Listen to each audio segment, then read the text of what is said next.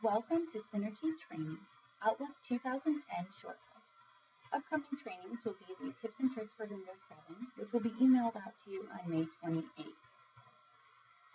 Today we are going to really start moving forward with the Outlook and how these tasks that you can use will help streamline what you do in your daily efforts within Outlook.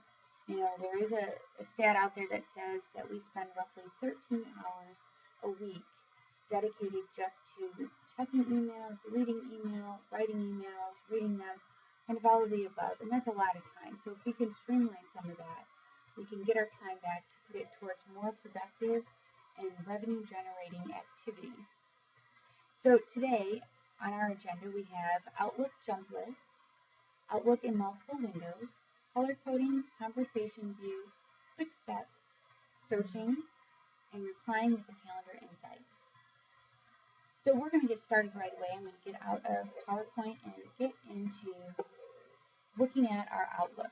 Now we've talked about jump list before in the past, and the jump list was referring to the icons down below, and when you hover over them and then right click, you can see that a jump list of your recent items or pinned items will pop up under PowerPoint, Word, or Excel. Now it's a little different in the jump list when you are in Outlook, because what's actually happening is it's providing you the tasks that you frequently do without going through Outlook. So you could email a message, a new appointment, new meeting, new contact, or new task, or open Outlook itself. This is nice because if you just needed to write an email instead of going through your email program, you could just click on it and go right from here. So we're going to send a test email. I'm going to send it to Synergy Training, and we'll be able to check that in just a minute. So by doing that, I didn't have to go through every other step to get there. All these things, these tips are just to create shortcuts so you don't have to go through the long way through doing them, and inform you of other things that you can put in to these jump lists as well. Now if we're going to just kind of get started, we're going to go to our Outlook, and when we click on it, generally we open up with just our email. Now many of us have dual monitors and we like to be able to see multiple things at once. How I operate is I would like to see my email as well as my calendar at the same time. So what I'm going to do is in this active window, I'm going to use the tip and trick that we've talked about before, where you use the Windows key on your keyboard and hold that down, as well as your arrow keys. If I hit the left key, you can see my window scales appropriately to the left, and if I do it again, it will scale appropriately to the right. Now the reason I did that is so that I can go over down to the very bottom. You can see I have mail, calendar, contacts, and tasks, and right click on the calendar. We have a window that pops up and it says open in new window or navigation pane options. Well, I want to open in a new window. What that's going to do is allow me to open my calendar in a different window and have two Outlooks running at once. I'm going to use my Windows key and my left arrow, and now you can see across my screen I have my email as well as my calendar open. For me, that helps with my productivity, as well as if I wanted to see other people's calendars, I have it right here, and I can use that in whatever different task I'm working on. So right now, we really don't need to have two open. We're going to focus on one so we can see what's going on within just the email program. So I'm going to close out of the calendar at this time. I'm also going to use that trick of the windows and use the up arrow to expand this out all the way across my screen so everybody can see. One of the things that you can do is color code different messages. And most people are familiar with the follow-up that will put a little flag, and it will remind you to do a task later on, and those go right directly into your task list.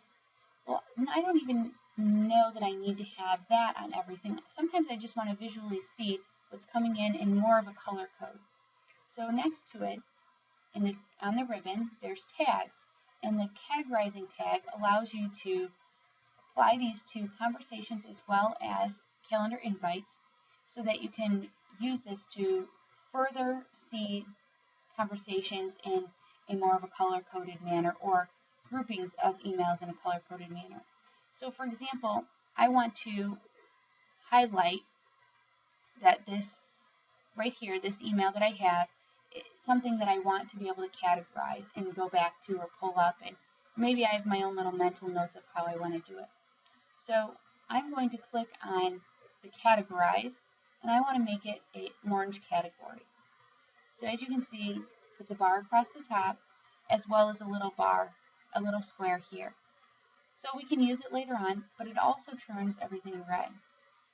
So I have something else I want to color code, and that's this idea, training idea. And I turn that one red this time. So we can just use that to see what we have within our email. And I'll show you how to use that later on when we're searching.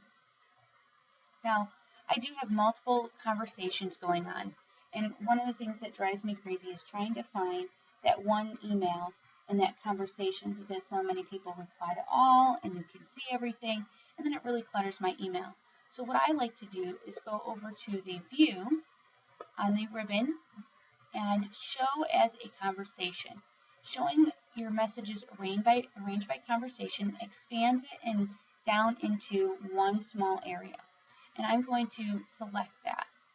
Now a box will pop up and it says show messages ranged by conversation in all folders or this folder. I want to do just this folder. I'm going to click on it, and now you can see how it reduced the size of my emails. But what you can see is there's now a little arrow next to, for example, stickers, which is an email that I've been going back and forth with some marketing people on. When I click on that, you can see that I have multiple emails that pop up below it, and if I click on it again, they go away. What's helpful is when I contract these and close them down, I don't have all that clutter. When I want to see something, I can go right to it. By expanding it and really diving in, I can go back and forth between those emails.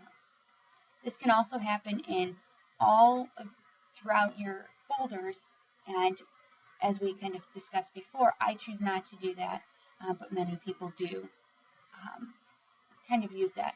Now, if you have things in a conversation view, you can actually go over to your home and you can clean up your conversations.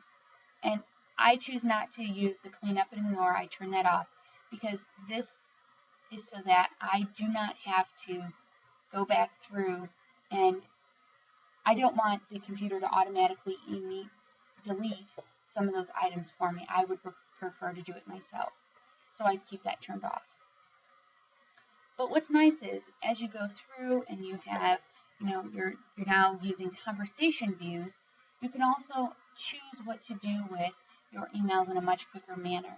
And now that will also help reduce the amount of emails you have within your inbox.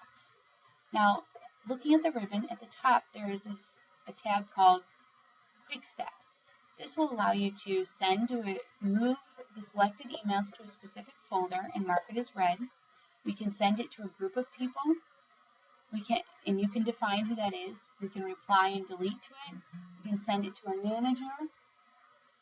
We can also mark it as done or create a new task.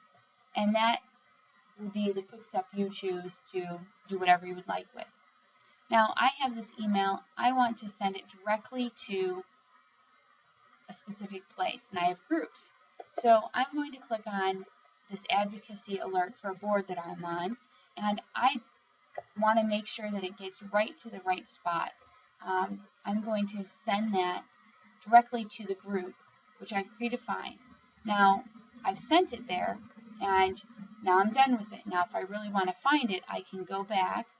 I can go to groups. I can go to the GLCA, and now we can see that that email is still there. Now, I'm going to take and remove that and send it back to our folder so that we can use it later on. So back in our inbox, you can see that it's back. That allows you just to move through quicker. If you have certain items that you need to forward on to people, you can put the link right here and send it without having to do much work or typing in the information. Now, using the searching functionality is really one of my favorite tools within Outlook. I have a lot of emails that I need to search for, and sometimes it just becomes too cumbersome and I can't find them. So right here, if I want to find Katina and all the emails for Katina, I can type in her name. So I can see that I have 2 emails in here from Katina. Now, if I wanted to really increase my search functionality, I also want to click on the category and pare it down right to what I'm looking for. Now you can do this with anything, and through your emails you can find it by a category and attachment. You can also, when you sent it, was it sent this week or last week, when did you receive it, when it was flagged, and so on. You can also search subjects too, which makes you get to their end result in a much more efficient manner. You can also go back to recent searches that you had. So we did search for Katina, and you can see that, and I can click on it right away, and it takes us to the 2 emails that are currently in this folder, because as you see, I'm only searching this current folder. Now if I want to search all of Outlook and click on Katina, it's going to take a little bit of time, and you can see that. Now I could go back and say, let's find those orange categories. Well, I didn't, I only had 1. And sometimes it doesn't search well when you're looking through all your Outlook items. It's a little easier to keep it streamlined in one folder. That's why I choose to only search one folder at a time. But if you go back on that search bar, you can see that there are many different options across here that can help you with your searches. I'm going to close that. And the last item that I really like, and this is one of my favorite things within Outlook, is when you're going back and forth with somebody and you're trying to figure out a date for a meeting. Well, it's such a pain to go and open up a calendar invite, set the calendar invite, copy all the information that you had in your emails, and kind of get it going. What you can do is, for example, take this email and go up to the top under the responses, and it says meeting. So I'm going to reply with a calendar invite. When I click onto that, I can start that email right away. Pull it over here, and you can see now that that's going to go out to everybody who is on that email. However, I don't need it to go out to everybody. I'm just going to put it to myself.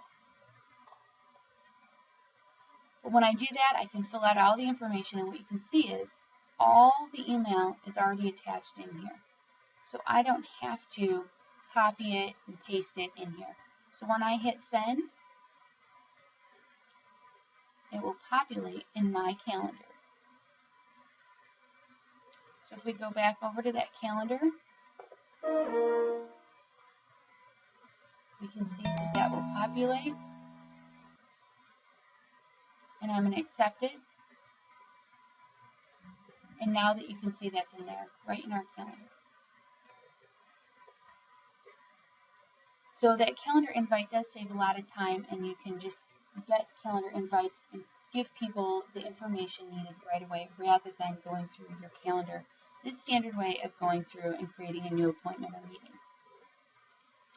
Well, thank you for joining me today. Those are all our shortcuts. I don't want to overwhelm you today with too much, but try out these different things and get moving on it. And let me know if you have any questions, concerns, or other ideas for training. You can send those to synergytraining@perryprotech.com. Stay tuned for our next training. Thanks.